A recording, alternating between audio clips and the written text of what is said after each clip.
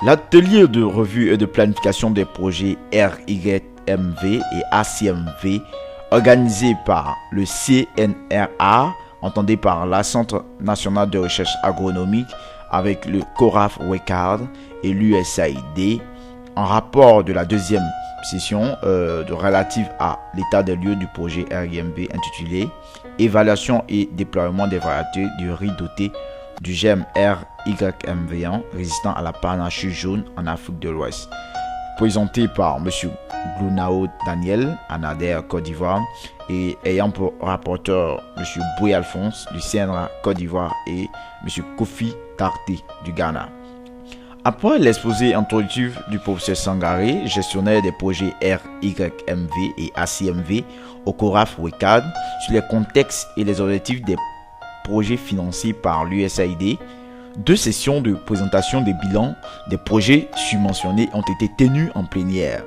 Concernant le projet évaluation et déploiement des variétés de riz doté du gemme RYMV1 résistant à la panachue jaune en Afrique de l'Ouest, Dr Boué Alphonse, coordinateur régional du projet, a brièvement présenté les objectifs et le contenu technique du dit projet, avant l'intervention des points focaux des pays impliqués.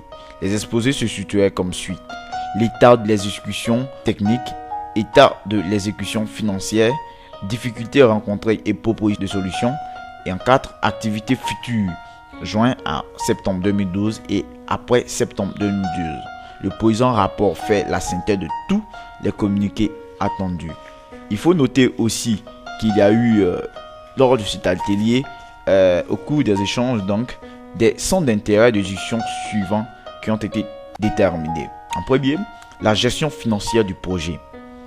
Conditions de mise à disposition des fonds par le CORAF WECAD. Les rapports financiers des projets RYMV et ACMV doivent être déposés au même moment au CORAF WECAD et donc faire des propositions de solutions.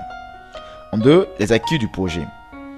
La publication d'articles scientifiques, la publication des fiches techniques de variétés sélectionnées, des méthodes utilisées, etc. La publication également de manuels d'utilisation. En 3e point, la production de semences. Pour les stocks de travail, il faudrait donc encourager la multiplication par les chercheurs impliqués.